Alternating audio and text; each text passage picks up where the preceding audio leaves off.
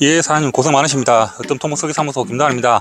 사장님 그 공사 다 됐다고 해서 저희가 준공 때문에 현장 가봤는데 허가 도면하고 다른 부분이 되게 많아요. 저희가 처음에 그 도면 허가 받고 나서 주의사항 지침에 대해서 야물게 잘 하셔야 된다고 다 말씀을 드렸는데 현장 한번 보니까는 뭐 다 됐다고 해서 가니까는 도면하고 안 맞는 부분도 많고 지금 이거 참 곤란한 게 이거 지침대로 안 되는 게 많아가지고 단순하게 지금 변경만 해가지고 될 문제가 아닌 것 같은데 언제 사장님 한번 저희 사무실에 한번 들어오셔가지고 이거 한번 도면 보고 제가 설명을 드릴 테니까 같이 한번 상담을 협의를 한번 해보시죠. 이거 그냥 뭐 말로 해도 될 문제가 아닌 것 같아요. 잘못하면 뭐 재시공도 해야 될 것 같고 일단 오시면은 제가 좀 자세하게 안내를 다시 한번 해드리겠습니다. 토지 개발에 돈 되는 정보만 팩트 있게 알려드립니다. 으뜸 토목설계사무소 대표 김도환입니다. 예전이나 지금이나 우리 땅 개발 관련 허가를 담당하는 저희 토목설계사무실은 허가도 참 고생하지만 준공 때 정말 고생을 많이 합니다. 그래서 제가 약간의 꽁트로 여러분께 좀 이렇게 내용을 안내를 좀 해드렸는데 저희가 항상 그 허가를 받고 준공 때 꼭 준수해야 되는 내용에 대해서 말씀을 드리는데도 불구하고 꼭 이제 준공 현장에 가면은 안 되는 부분이 많고 또 지침대로 안 되는 부분도 많고 이러다 보면 준공이 또 시간도 많이 지체되고 잘못하면 재시공 되면 또 공사비도 날리는 경우가 되게 많습니다. 지금도 여전히 그렇게 많이 좀 진행되는 일들이다 보니까 제가 좀 안내를 해드렸는데 여러분들 정말 중요합니다. 준공이 정말 중요하고 제 토목도면 보는 법에 대해서 제가 링크를 걸어 드리겠습니다. 준공은 어차피 신청인 여러분들의 몫입니다. 하기 때문에 여러분들께서 무조건 업자한테 맡기지 마시고 도면 보는 법을 좀 아셔가지고 그 현장에 주기적으로 방문하시길 권장해 드립니다. 오늘의 주제 이렇게 한번 잡아봤습니다. 농림지역 보호전산지 이 세 가지 모르고 매매하면 100% 폭망함이라고 했는데 지난주에 있어서 이번 주에도 용도 지역에 대해서 이제 시리즈로 그 설명을 해 드리고 있습니다. 뭐 제가 봐도 제목은 참 잘 정한 것 같습니다. 블로그에 보면 뭐 농림지역이든 관리지역이든 도시지역, 자연녹지지역이든 이렇게 보면 복사해서 붙여넣기 경우가 되게 많습니다. 그래서 이게 어떤 게 중요하고 또 내용이 너무 많다 보니까 다 이해도 잘 안 갑니다. 그래서 그 중에서 제가 정말 중요한 걸 시리즈로 용도지역에 대해서 지금 시리즈로 하고 있는데 요 바로 앞편에 계획관리지역과 그 보전관리지역에 대해서 상세하게 돈 되는 정보만 내용을 실었습니다. 인기가 굉장히 좋았어요. 그래서 이 영상을 보시기 전에 그 영상도 한번 보시는 걸 추천을 드립니다. 그래서 제가 또 중요한 포인트 세 가지에 대해서 말씀을 드리겠습니다. 먼저 그 첫 번째 그 정의 및 행위 제한에 대해서 말씀을 드리겠습니다. 먼저 이게 농림지역에 대해서 제가 먼저 정의를 말씀드리고 중요한 부분을 설명을 해 드리겠습니다.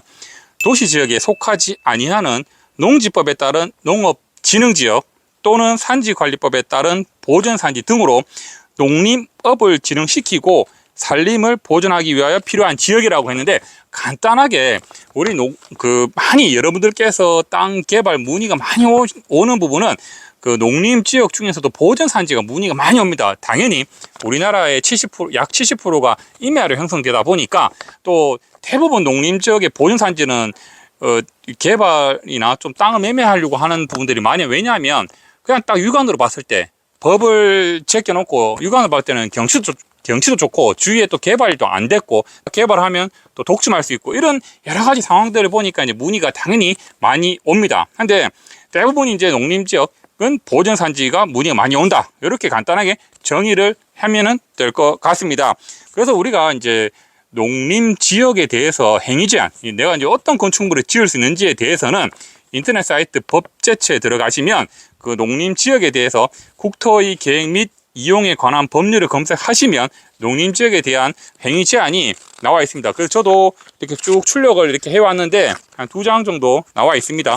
여기 보시면 농림지역 안에서 건축할 수 있는 건축물에 나와 있는데 그래서 보시면은 뭐 농어가 주택, 뭐 제1종 근린생활시설, 뭐 교육연구시설 중 초등학교 뭐 쭉 나와 있습니다. 나와 있는데 대부분 그 지역의 보존산지에 문의가 오는 또 실제로 허가 나서 준공이 되는 대부분의 시설들이 보면은 창고가 좀 많습니다. 근데 이제 일반 창고는 안 되고 농업, 임업, 축산업 그리고 수산업용만 해당된다 이렇게 가로에 표시되어 있습니다. 여러분들 항상 제가 이제 용도지역에 대해 설명을 드리면서 할 수 있는 건축물, 할 수 없는 건축물 나오는데 항상 여러분들이 건축법에 근거해서 보셔야 되고 또 한 개는 이 갈로가 있습니다. 그래서 항상 끝까지 참고를 해서 그냥 참고 된다 이렇게 탁 단서 짓지 말고 조항을 끝까지 보셔야 됩니다. 관련법은 무조건 끝까지 잘 보셔야 된다는 게 중요한 포인트입니다. 또 하나 이제 블로그에 없는 이런 내용들은 아까 전에 말씀드렸던 뭐 근생시설 이외에 일반 다른 야영장이나 기타 시설을 할 때는 그 규모에 따라서 우리가 도시계획 심의를 거칩니다. 도시계획 심의라는 거는 이걸 허가를 내줬을 때 문제가 있냐 없냐 시군의 이제 위원들 특히 이제 교수진으로 다 구성이 되는데 이런 분들께 심의를 받아서 오케이 돼야지 허가가 난다는 점 굉장히 중요합니다. 심의는 보통 한 달에 한 번 있습니다. 한 달에 한 번 있고 또 이제 재심의가 있으면 또 한 달 미뤄지고 그만큼 허가가 늦어진다는 거 정말 중요한 핵심 포인트니까 여러분들 꼭 알고 계시길 바랍니다.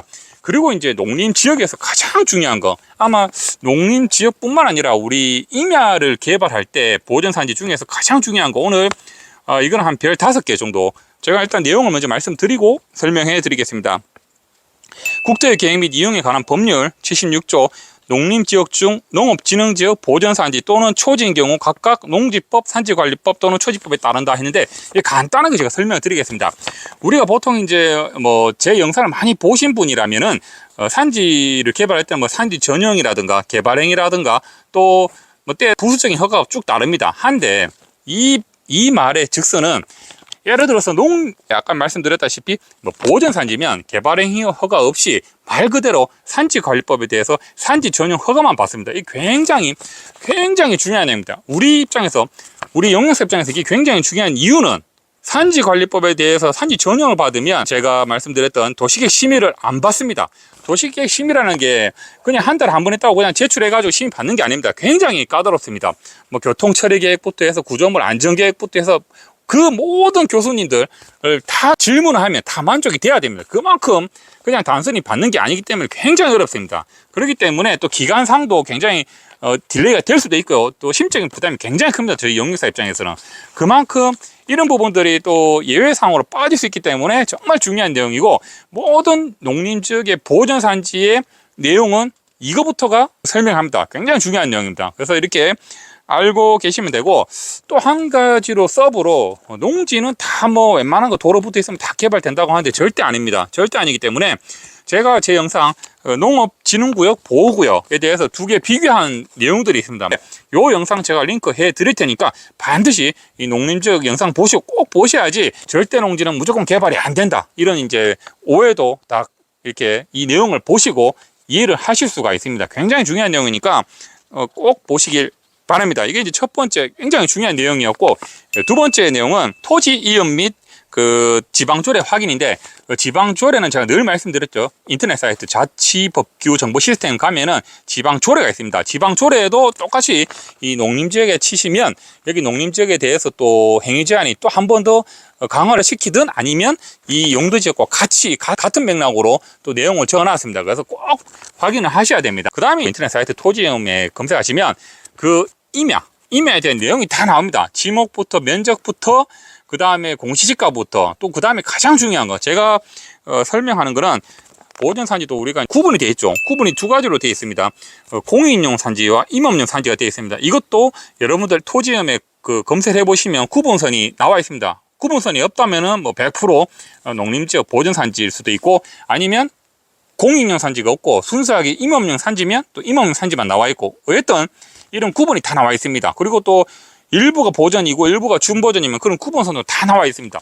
이런 부분에 대해서 꼭 확인을 하셔야 됩니다. 왜냐하면 또 그거에 따라서 건축 행위 제한이나 건폐율이 또 상이할 수도 있기 때문에 반드시 이걸 확인하셔야 되고 또 이제 행위 제한 우리가 이제 행위 제한이라 하면은 그 접도구역, 도로구역 이런 게 있죠. 그런 부분에 또 하천구역이라든가 이런 구역이 있는데 이런 같은 경우는 여러분들 임야라고 해서 다 건축행위 할 수가 없습니다. 이런 하천구역이라든가 구역선이 이렇게 꺼져 있으면 이건 반드시 그 담당 공무원한테 한번 물어봐야 됩니다. 여기 건축이 가능한지 물어봐야 되는데 대부분 이런 거는 시설 보호 때문에 안 된다는 점. 그래서 저희도 반드시 토지임으로 모든 허가의 시점을 출발을 한다는 거 굉장히 중요한 겁니다. 그래서 여러분들 토지임에 대해서 제 영상을 또 보면 자세히 보는 방법도 나와 있습니다. 그래서 꼭 한번 보시길 바랍니다. 그리고 자치법규 정보 시스템 지방조례를 꼭 보시라고 했죠. 지방조례 내용을 보면은 용도지역을 보면 표고 분석이나 그 평균 경사도나 인목 축척 이 3가지 중에 좀 강화를 해놓은 부분이 있어요. 보통 뭐 인목 축척을 좀 강화해 놓던지 이런 부분이 있기 때문에